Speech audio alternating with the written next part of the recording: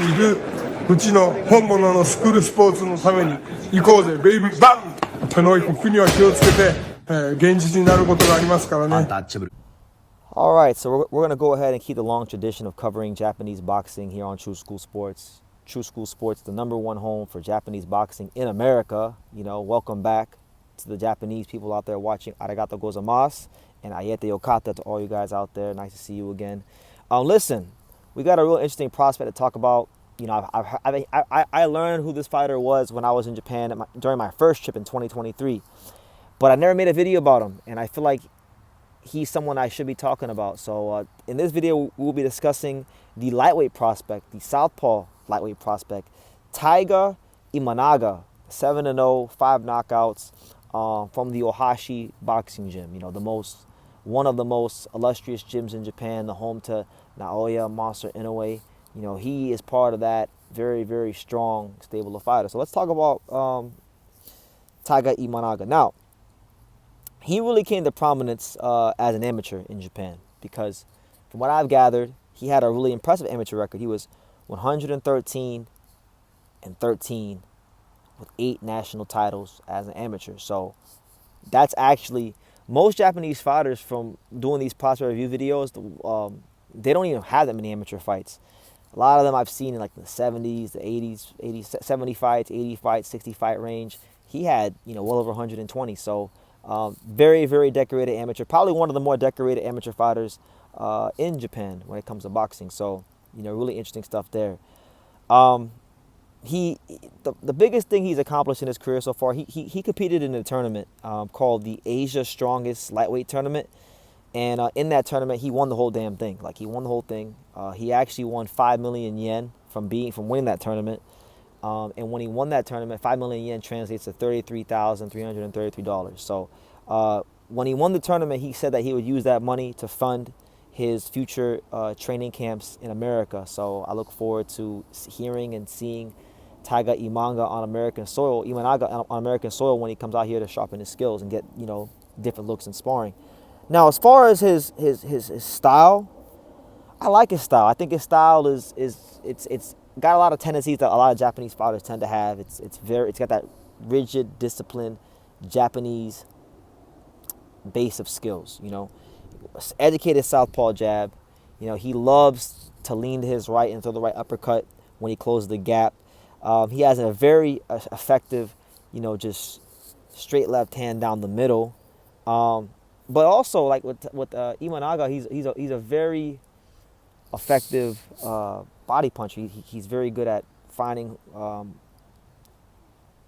parts of the body and placing his shots very well to drain his opponent. So just like I wouldn't call him just a power puncher. I don't think he's just a power puncher. I think he's actually a boxer puncher because he can really box, and his amateur credentials tell you that. His technique, if you watch him on film, you can see that. But so far, he hasn't really fought no like top competition. So most of these fighters are just dropping like flies. But I think when he steps up, you will see more of the boxing skills. You will see more of the pedigree. You will see more of the things that make Taiga Imanaga one of the more highly touted prospects coming out of Japan right now. So, yeah, he's in a really interesting situation because, you know, a lot of the times Japanese people are physically smaller than a lot of the world. So when I talk about, you know, these guys at flyweight, light flyweight, you know, super flyweight, bantamweight, there's not as many fighters in those weight classes. So those fighters can, you know, in the second, third, fourth professional fight, they can win a WBO Asia Pacific title or an OBPF title,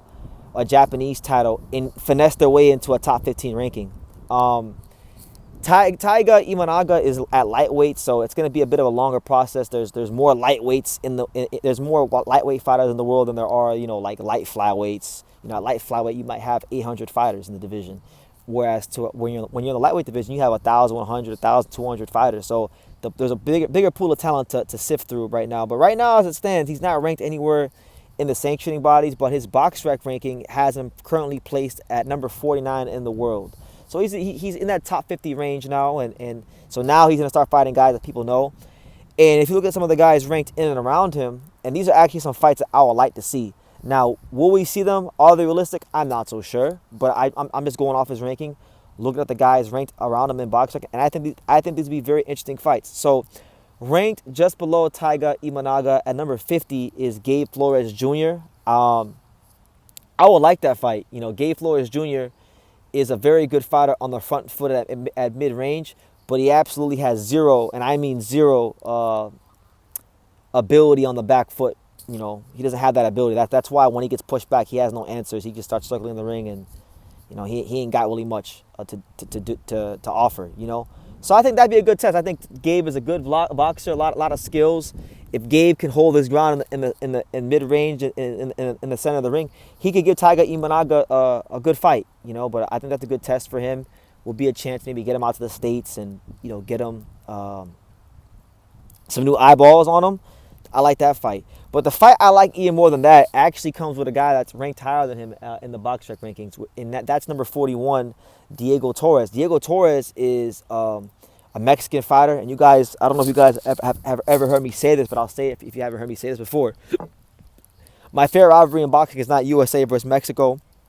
It is not Puerto Rico versus Mexico.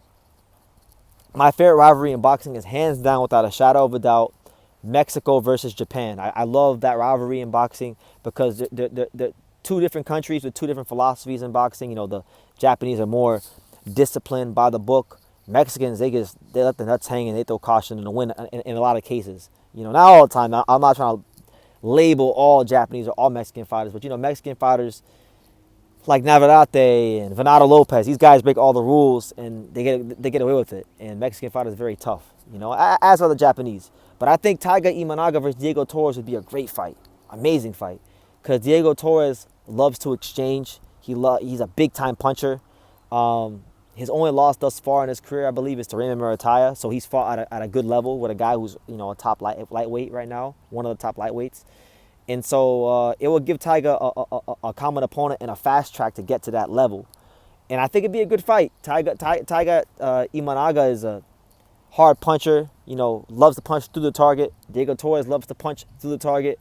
I think you would get an explosive fight. But, you know, either way, Taiga Imanaga is another one of the truckload of fighters from Japan that you got to put on world title watch. There's probably like, apart from their 9 current active world champions, there's like a good 4 to 5 fighters right now who are not champions from Japan that you could put on world title watch, you know, and I would say he's one of them. So look out for him. I'll be following him here on True School Sports. He's now on the video rotation. So let me know what you guys think. Leave your comments down below. Make sure you guys take the time to subscribe. And like I say in every single one of these videos, you can love me or you can hate me. But I'm just a kid from Daniel. So until next time, take care, guys. Thank you for watching another video on the untouchable True School Sports Empire. For more great boxing content just like this, make sure you guys click right over here. Keep watching my boy BT put on the best interviews out here.